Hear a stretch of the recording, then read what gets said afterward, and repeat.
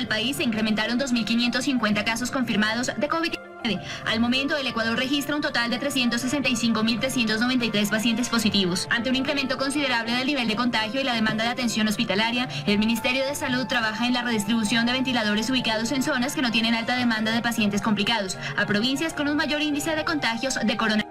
Vamos a redistribuir cerca de 40 ventiladores que tenemos en diferentes partes de la zona del país para incrementar camas UCI en Quito y también en Guayaquil. Según el ministro de Salud, Camilo Salinas, esto no resta la iniciativa que puedan tomar los gobiernos autónomos descentralizados para hacer frente al contagio. Cita, por ejemplo, el caso de Guayaquil, que implementó talento humano y recursos para ampliar la capacidad de atención hospitalaria. Para poder incrementar, por ejemplo, en Monte Sinaí, 20 camas más UCI. La situación al interior de los hospitales del país preocupa al gremio médico. Para el Colegio de Médicos de Pichincha, durante los últimos días se ha incrementado en 32.829 las pruebas diagnósticas PCR. Lo alarmante es que el nivel de positividad asciende a 41%. Y esto es muy grave. El sistema sanitario está colapsado. Los médicos ya no damos abajo porque no tenemos espacio físico, no tenemos medicamentos, no tenemos la capacidad física de lograr y redoblar nuestro trabajo. Para vislumbrar de mejor forma el panorama de cómo aumenta la transmisibilidad del virus en el país, el gobierno acreditó más de $2 millones a la Organización Panamericana de la Salud para adquirir 250.000 pruebas de antígenos. Para poder hacer un testeo comunitario en todo el país, eso se suma gratuitamente a todo el sistema público. De ahí que asegura la mejor forma de ayudar actualmente al país y a los médicos que batallan día a día contra la pandemia es evitar una exposición innecesaria. Y la izquierda democrática firmarán esta tarde su acuerdo. Será para oficializar las conversaciones y la agenda legislativa que han elaborado para el nuevo periodo. El país necesita gobernabilidad y para ello es indispensable establecer puentes de diálogo con el Ejecutivo y con todas las bancadas legislativas. Por esa razón, el bloque de Pachacutic y la IDE, que agrupa 45 curules, seguirá en conversaciones, aunque desde el PCC y CREO sostienen que estas ya se están adelantando. Hemos tenido ciertas conversaciones con algunos legisladores de Pachacutic, de la izquierda democrática, así que esperamos conformar un bloque que le permita al Ecuador tener gobernabilidad.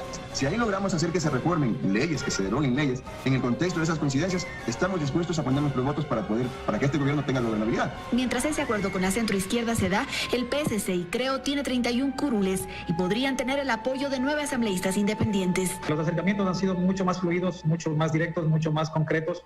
Hay una coincidencia importante y en ello pues hemos avanzado un poco más, se podría decir, que con los demás bloques. E incluso aseguran que podrían ser más.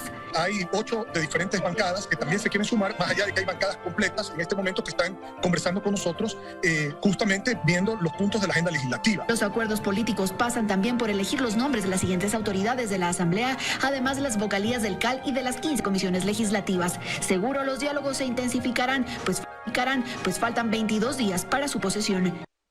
El Ejecutivo tiene hasta este viernes para poner en manos de la Corte Constitucional el decreto con el que se ha dispuesto un cuarto estado de excepción en el contexto de la emergencia sanitaria.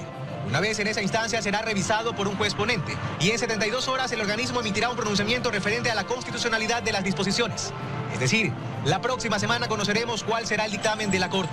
Pero indiferente de ello, recuerda Ismael Quintana, constitucionalista, el estado de excepción entra en plena vigencia desde este viernes. El decreto de estado de excepción ya ha sido emitido y a partir de mañana empiezan a regir las medidas de restricción que todos tenemos que observar. Desde su análisis, Quintana concluye que hay varios temas que se podrían mejorar en el decreto, pero que estos no acarrearían de ninguna forma su nulidad. Las medidas excepcionales, extraordinarias, en un régimen de estado de excepción, solo las puede tomar el presidente de la República, no el COE nacional. La conmoción social no es causal para decretar estado de excepción. Entonces, este tipo de defectos, por supuesto, creo que van a tener que ser observados por la Corte Constitucional. Por lo pronto, se conoce que la Corte daría luz verde al decreto con todas sus disposiciones. Gabriel Martínez, ministro de Gobierno, recuerda que ahora sí, con un estado de excepción vigente, la fuerza pública tiene el respaldo legal para ingresar a domicilios donde se reporten fiestas clandestinas o aglomeraciones. La policía, recibiendo una denuncia respectiva y obviamente llegando y observando la situación, va a poder ingresar y desarmar estos domicilios. Podrán además, advierte, detener a quienes incumplan con el toque de queda. Espera que en estos días exista corresponsabilidad ciudadana, empatía y predisposición a acatar estas medidas con las que se apunta a disminuir la demanda de camas en los hospitales, con las que se apunta a ganar tiempo mientras avanza la vacunación. Vamos a esperar que al final de este periodo que termina el 20 de mayo, poder hacer un análisis de que si las medidas tuvieron el efecto deseado o no, y ese va a ser un aprendizaje muy importante para el siguiente gobierno. Varios sectores de la producción de Quito manifestaron su preocupación sobre el estado de excepción decretado por el presidente de la República, Lenín Moreno. Uno de ellos fue el sector hotelero. Hoteleros y cámaras que tenemos el día de hoy y toda la tarde están colocando, es mejor cerrar el hotel en este periodo, es mejor no tener atención porque había muchos contratos de eventos a realizarse el fin de semana en distintos hoteles. Hay que cancelar, seguramente hay anticipos, es una complicación.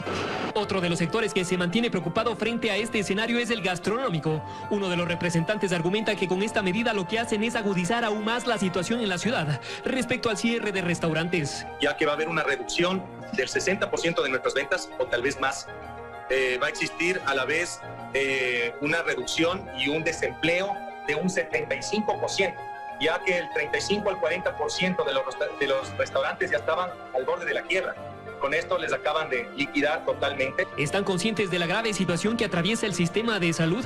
No obstante, argumentan que la pelea deben dar las autoridades a la indisciplina de la ciudadanía, ya que el sector productivo se ha mostrado empático respecto al cumplimiento de las medidas de bioseguridad. Donde se están generando los contagios, donde la gente se contagia es en las ferias informales, mercados informales, fiestas clandestinas, y eso es lo que hay que atacar. Con esto lo que está haciendo el gobierno, argumentan, es generar más desempleo y cierre de varios comercios. Muy fuerte porque no pueden pagar a las entidades de control, IES, SRI, municipios, no tienen la caja. No pueden cumplir con la banca pública, con la banca privada. Y así como el gobierno cuida la salud de todos, debe también preocuparse por la situación económica del país. Plantean, por ejemplo, que en estos tiempos se brinden beneficios e incentivos para que los comercios no cierren sus puertas. Queremos saber si va a haber compensaciones en cuanto a impuestos.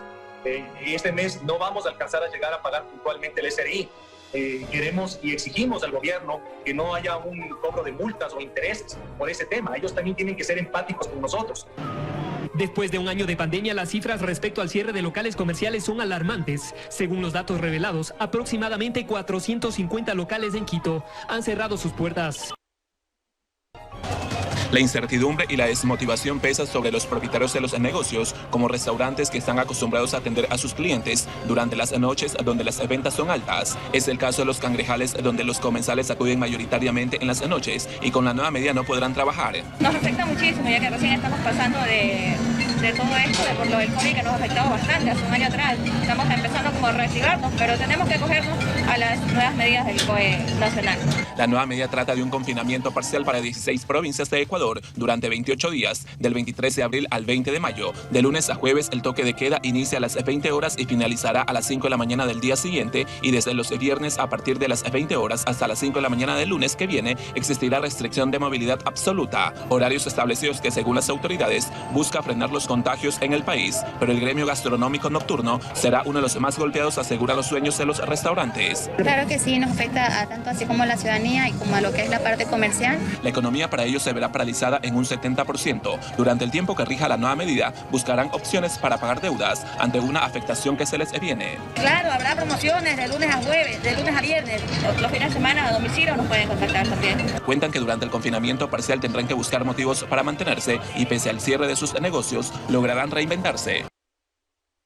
Un poco corregir lo último, las reuniones no se dieron directamente con el Partido Social Cristiano, han sido reuniones privadas que está manteniendo el presidente electo Guillermo Lasso. Comentarles que llegó hasta aquí exactamente a las 11:45 de la mañana, realizó su ingreso aquí a sus oficinas en el edificio La Previsora, y lo que se nos ha informado es que, tal como ustedes lo decían, se están definiendo detalles sobre el anuncio que va a realizar este lunes respecto al equipo que lo va a acompañar en su gabinete ministerial. También se habla de la gobernabilidad en estas reuniones privadas que mantiene a esta hora el presidente electo Guillermo Lasso. Comentarles que por parte del Partido Social Cristiano, cuyas reuniones no se han realizado el día de hoy, también se nos dijo que ya existe un acuerdo parlamentario con el movimiento Creo, y que ellos, es decir, el Partido Social Cristiano, va por la presidencia de la Asamblea. Aseguran que incluso tienen conversaciones con miembros de otras bancadas y dan números. Veamos.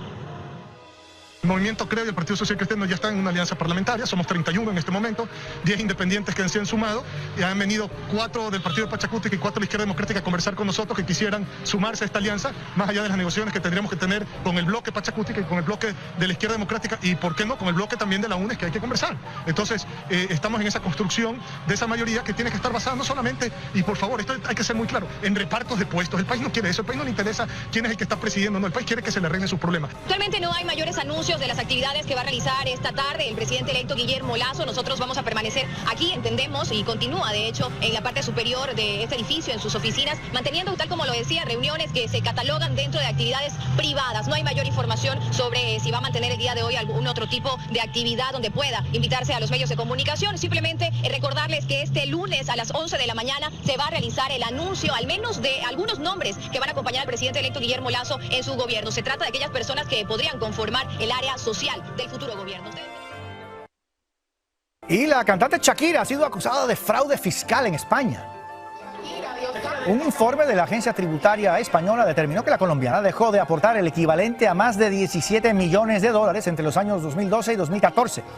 Esto al simular que no residía en España, una realidad que no es así, mediante un entramado de sociedades en paraísos fiscales. Pero Shakira alega que durante ese tiempo ella no residía formalmente en el país y que la mayor parte del tiempo estuvo de viaje por trabajo.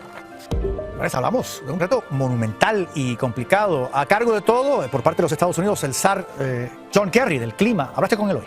Así es, José. John Kerry tiene en sus manos convencer al mundo de que hay urgencia y que Estados Unidos puede liderar a nivel global. Y recordemos que Estados Unidos ha abandonado 2 acuerdos climáticos, Kioto y París. Así que comencé preguntándole cómo volver a ganar la confianza de la comunidad internacional. Actions, not words. That's how we regain it. And today, President Biden took action. Today, he announced the target that we will work towards. He laid out a very clear plan. It's a plan that can work, and that's the way we're going to earn credibility. ¿Cuál debería ser la posición de los Estados Unidos frente a la crisis en la frontera? Well, I think the first responsibility is to try to help provide a life where people don't have to be migrants. But what we need to do is help address that with adaptation and with resilience. And we just haven't. Now, President Biden plans to do that. Kerry, quien fue secretario de Estado bajo el gobierno de Obama, firmó el Acuerdo de París con su nieta sentada en sus piernas. Él ha dicho que esta es nuestra última oportunidad y que no tenemos otra opción. ¿Por qué es tan importante y tan crucial que actuemos en este momento? Well, it's life and death. I mean, how important can you make things? It's as important as anything we have ever been involved in. This is like a war. And many, many leaders have said this is an existential challenge, which means it is your life and your livelihood at risk. Muchas gracias, thank you. Con más de 84 millones de adultos vacunados en Estados Unidos, muchos se plantean si es hora de quitarse la mascarilla al aire libre. Yo tengo claro que la vacuna más que nada previene no enfermarse gravemente, así que la voy a seguir usando hasta que digan que no hace falta usarla más. La directora de los CDC dijo que están analizando el uso de tapabocas al aire libre. And we will be looking at the outdoor masking question, but it's also in the context of the fact that we still have people who are dying of COVID. Yo creo que todavía tienes que andar con tu máscara, ni siquiera yo con mi vacuna, yo ando con mi máscara porque nunca sabes. Los médicos dicen que hay que seguir evitando los lugares con aglomeración de personas y las reuniones en interiores con personas que no estén en su círculo familiar. Es que la transmisión de COVID es 19 veces más alta en interiores que en exteriores.